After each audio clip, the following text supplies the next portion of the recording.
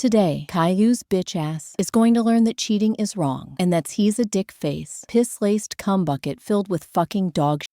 I mean, he's going to learn that love makes you stupid. Caillou had been close with Clementine for a long time. They liked each other. She let him copy her homework. She gave him the red crayon when he wanted it. She even kissed him on the cheek once, even though Caillou immediately wiped it off and said, "You, girl germs," before going home to cry into his SpongeBob blanket. But now, Caillou's ugly ass thought he could do better. "I'm too good for Clementine," Caillou muttered, eating glue straight out of the bottle. "I deserve someone hotter, someone with glitter pencils, someone whose dad doesn't drive a Kia." The next day at recess, Clementine smiled and waved. "Hi, Caillou. Want to jump rope?" she asked sweetly. Caillou rolled his eyes so hard, they almost spun into another dimension. "Jump rope? You. That's low-income housing behavior. I'll talk you later, bitch," Caillou said proudly, as if he was a king. Caillou set his sights on a new girl named Sarah.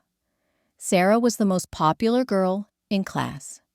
She had light-up Skechers, 3 Tamagotchis, and not to mention, she was dummy, thick. Everyone respected her. Every guy wanted her. Every girl was jealous of her. "Hey, Sarah," Caillou said, leaning against the swing set like he was in a rap video. "Come fuck with a real player? I know guys. Dangerous guys." "What guys?" Sarah said, while not even making eye contact with this bald-headed Make-A-Wish kid. Jason and Jeffrey. They sell smack. I'm basically their boss. I let them do my chores sometimes. They fear me." Sarah squinted. "You're literally 4 years old." Caillou smirked. "Age is just a number, baby." This was all moments before Jason and Jeffrey came over and opened up a can of whoop ass on him. The next day, Caillou had a game plan. He was going to pretend that he didn't want Sarah, so she would like him back. The next day, Caillou started sneaking around behind Clementine's back. "Hey, Sarah," Caillou whispered at recess, hiding behind the slide. "You trying to hang out? Don't worry about Clementine. She's just practice." Sarah raised an eyebrow. "You literally share nap mats with Clementine. That's your girl?" Caillou smirked, like a man who thought he was on top of the world, but still peed the bed twice a week.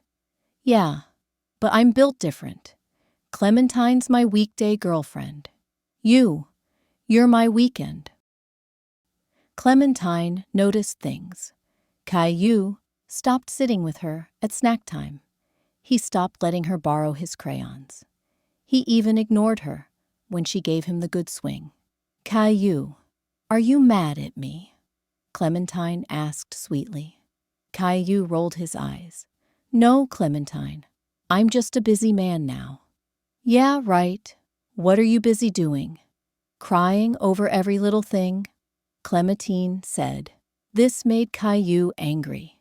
He was thinking about peeing on her during nap time, but sadly, he got in trouble last time he did that. One day, Clementine caught Caillou and Sarah in the playhouse in her backyard. "Caillou, how could you?" Clementine gasped. Caillou didn't even blink. "Sorry, Clementine. A real nigga needs a bad bitch, and you just ain't that." This was 3 seconds before Clementine's brother heard and started beating the very little hair Caillou had off of his head. Caillou was becoming something dangerous. A bald-headed menace with an ego larger than his dad's bar tab. Caillou strutted around the playground, holding Sarah's Barbie pencil case like it was a designer handbag. "I'm a chick magnet now," Caillou bragged. "Girls love me. I'm basically Drake, but this time it's legal since I'm the same age as the girl." Caillou tried to impress Sarah by doing pull-ups on the monkey bars. He managed 1.5 before his pants fell down, revealing SpongeBob underwear with a suspicious stain. The entire class laughed. Rosie pointed and screamed, "Poo-poo butt!" Sarah shook her head. "Yo ass is not packing. I knew I should have stayed with Jamal." Sarah said, "You're just intimidated by Riz," Caillou shouted, tripping over his own pants and face-planting to a pile of mulch. Meanwhile, Clementine was hanging out with Leo. She shared her fruit snacks with him. The ultimate betrayal. Caillou snapped. "Really, Clementine? Leo? He doesn't even color inside the lines, and he's fatter than Santa. You downgraded." Clementine ignored him because he was just being a whiny bitch. At lunch, Caillou sat outside the janitor's closet. He tried to talk to a janitor about how all girls are the same, and how a real nigga like him should just stack his bread. This was before the janitor just sprayed him with Lysol and told him to back up. This was also before Jason and Jeffrey overhead and Loki beat his ass again. Caillou finally whispered to himself, "Maybe I'm not a player. Maybe I'm just a bald-headed loser with trust issues."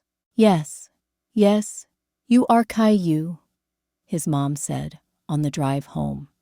And that was the day Caillou learned that sometimes ugly people aren't meant to have hoes, just like your ugly ass.